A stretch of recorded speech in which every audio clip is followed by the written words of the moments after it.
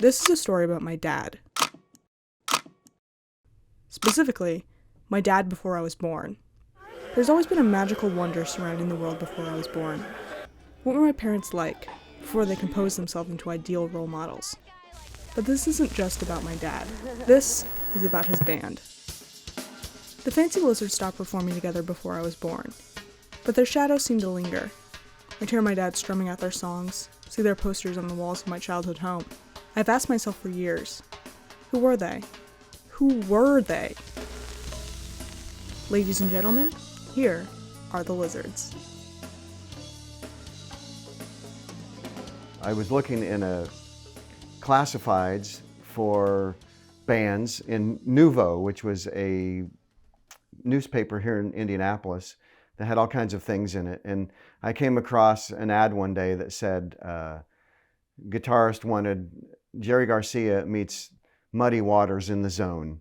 And that's all it said. And I thought that was really bizarre. We put an ad in the Nouveau News Weekly, and they really butchered the ad. As I recall, it wasn't even close to what we had put in there, but it was like a fishing lure or something to freak guitar players. So I called him up and talked with Brian Sire, who was the bass player in the band, and went over and played with him and just instantly fell in with all these guys. That was Brian. I mean, all he needed was a tiny little seed and you got a cornfield. I don't know. It was amazing. Where we first rehearsed was at Brian's house, and they had a place like 46th and College in Indianapolis, and there was a whole bunch of people living there, and we would rehearse down in the basement. There was no lights in there, but we had one like old stoplight that was a red light, and so we would just plug that in. And the basement also, the steps down to the basement, there was no last step. So to take all your equipment down was really treacherous. And I think that at some point somebody had installed maybe a milk crate. Yeah. Here's the Lizards, as they were for most of their 6-year existence.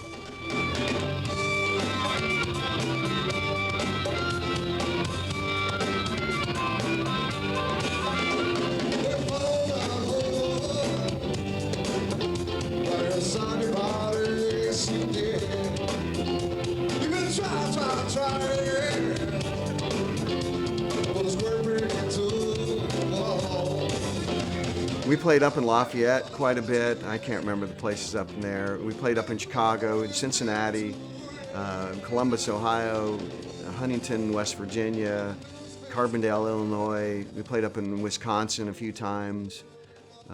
In Muncie, we played at Headliners. It was one of our favorite places to play up there. The first time we played at Headliners, it was amazing. It was kind of 2 tiers, and the place was just packed, and we made so much money up there. And when we got done, the cops were there, and they had, there was a big window that had gotten broken, and one of the urinals in the bathroom had gotten torn off the wall.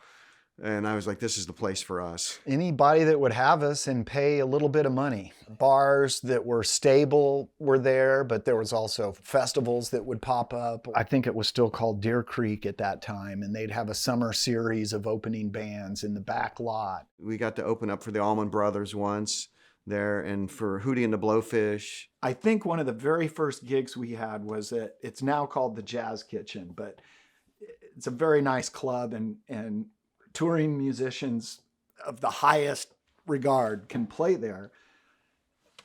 That was our first gig, and it was kind of a dance place, and rough cinder block and paint. And at the end of the night of our first gig, the woman who was about 4'8", Philippines, and she said in broken English, "I don't know why I have to pay you." It was $8. What do you think about the rumors of the new Fancy Lizards live album? I hope they're true. Really? Why? Because I'd like to hear it. Are you a fan? I wouldn't describe myself as that way. It goes deeper than a fan. Really? How would you I've been there from the beginning. It's like I don't have a word to describe it, but kind of like a child. Yeah, I would be a Fancy Lizards child. And collectively, they are Fancy Lizards from Indianapolis, right, guys? That's right. Hey, Glad you made the trip down. You know, really happy to have you on the air here at WALS. Let everybody else know about you. Thanks for having us. Hey, yes, we really appreciate it. No problem. We want gigs. We want gigs. Damn, yeah. Well, Lennon, just wait, man. You're getting old. Give me a video now while I have hair, Albert. Okay. Photographing it just because it's loose, you know. And not What? I think Chico Mendes was one of my. Well, Chico Mendes? it's funny when I say well, I always think of Brian on the porch playing guitar, starting a blues song. I was like, that sounds like one of those songs going to start off, well, about it. And he'd be like, I don't know if it does. And he'd start it, and it sure did. It started like that every time. I feel like in most ways, the music is still going on and that it's still happening. But as far as the Fancy Lizards being done as the Fancy Lizards, when Brian passed, it was pretty much not going to be the same. We could do tribute shows, but it'd be like if Albert wasn't in the band or, you know, George wasn't in the band. It's just going to be different.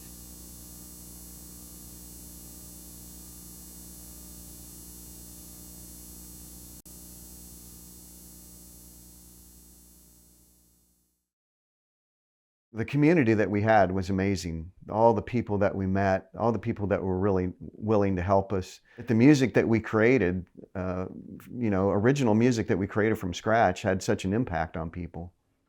At the end of the night, after a gig, especially if it's one that you had to really work for, and it's 3 o'clock in the morning and you finally have everything in the truck again, and you're not quite home and you have to unload it again because you're not thinking about all that. You're just thinking about how you gave it everything, and all these other people did too. When you play music with your friends, it's amazing feeling, you know, everybody contributes, and it gets you through both the good times and the bad times sometimes. Yeah.